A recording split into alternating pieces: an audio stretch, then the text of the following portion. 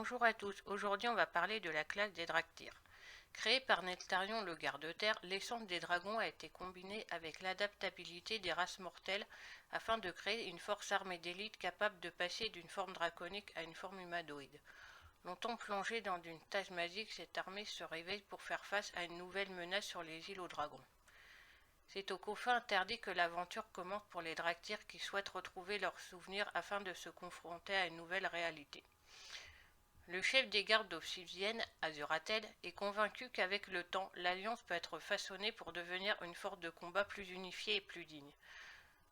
Le commandant Azuratel accorde également une importance primordiale à l'ordre et à la discipline, deux valeurs dont l'Alliance ne manque pas. La classe des Draktyr et les évocateurs.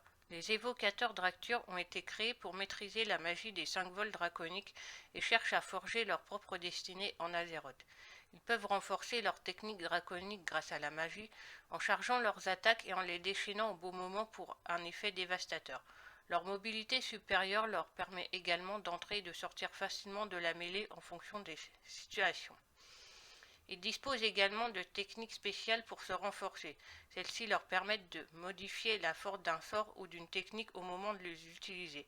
Ils profitent de ces sorts renforcés et combattent à moyenne distance, démobilisant leurs adversaires avec des attaques de souffle ardent ou soutenant leurs alliés pour les maintenir en combat. Les évocateurs possèdent 3 spécialisations. La spécialisation augmentation imprègne les personnages alliés de la puissance des dragons noirs et infléchit le temps et le destin en leur faveur avec la magie de bronze. Il y a également la spécialisation dévastation. Elle libère le pouvoir inné sous forme de flammes chaotiques rouges ou de magie bleue focalisée qui dévaste le champ de bataille.